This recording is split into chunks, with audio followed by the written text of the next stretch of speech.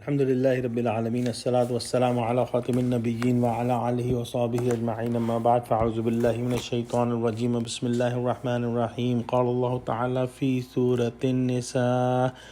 واللذان يأتيانها منكم فآذوهما فإن تابا وأصلحا فأعرضوا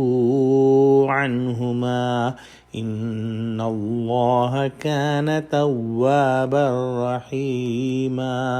ترجمہ: اور جو دو مرد تم میں سے بدکاری کریں تو ان کو ایذا دو، پھر اگر وہ توبہ کر لیں اور نیکوکار ہو جائیں تو ان کا پیچھا چھوڑ دو، بے شک خدا توبہ قبول کرنے والا اور مہربان ہے۔ کل کی آیت میں اور آج کی آیت کے اندر ایڈلٹری یا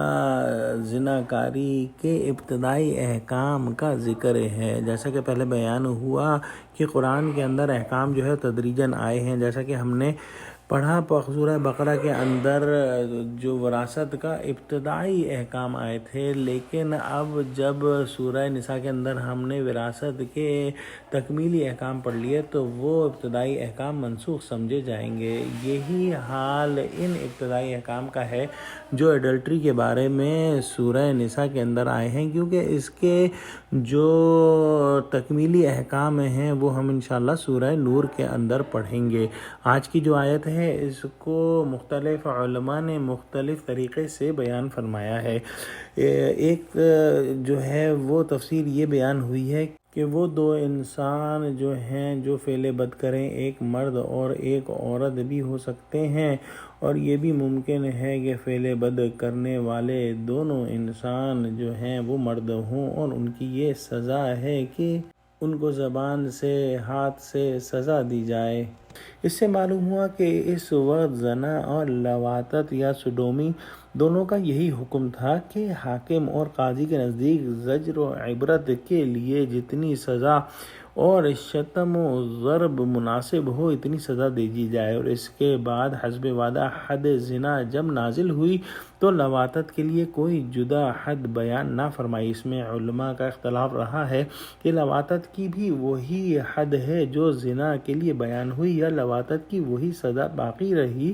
جو پہلے تھی، یا اس کی سزا تلوار سے قتل کرنا یا کسی دوسرے طریقے سے مار ڈالنا ہے۔ لہٰذا اس آیت کو بہت سے علماء نے زنا پر حمل کیا ہے، اور بعض نے لواطت پر، اور بعض نے دونوں کو شامل رکھا ہے۔ ایک اور تفسیر جو ان آیات کی آئی ہے وہ یہ کہ پچھلی آیت جو کہ آیت نمبر 15 ہم نے کل پڑھی تھی، اس میں ایک ایسی مسلمان عورت کے بارے میں احکام ہیں جس نے کسی غیر مسلم مرد کے ساتھ جو ہے وہ زناکاری کی ہو، اور اس کے لیے حکم آیا تھا کہ اس کو جو ہے وہ گھروں میں قید کر دو جب تک کہ اس کی موت کا وقت نہ آ جائے، یا پھر اللہ جو ہے وہ آخری احکام بھیج دے، جیسے کہ احکام جو ہے وہ سورہ نور کے اندر آ گئے۔ اور آج کی آیت کے اندر جو ہے وہ ایک مسلمان مرد اور ایک مسلمان عورت کی زنا کی ابتدائی سزا بیان ہوئی۔ واللہ اعلم۔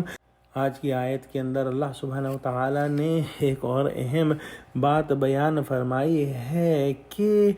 جب انسان کو گناہ کی سزا مل جائے اور وہ اپنے بد اعمال سے توبہ کر لیں تو اب ان کے پیچھے نہیں پڑنا چاہیے اور زجر و ملامت سے ستانا نہیں چاہیے۔ اللہ سبحانہ و تعالیٰ اپنے بندوں کی توبہ قبول کرنے والا ہے اور ان پر مہربانی فرمانے والا ہے، اور انسانوں کو بھی یہی حکم ہوا ہے کہ ان کو بھی ایسا ہی کرنا چاہیے۔ اگر کوئی انسان اپنے اعمال کی درستی کر لیں اور توبہ کر لیں تو پھر دوسرے انسانوں کو یہ کوئی حق نہیں پہنچتا کہ ان کے پچھلے گناہوں کے سبب ان کے پیچھے پڑے رہیں اور ان کو زجر و ملامت کرتے رہیں۔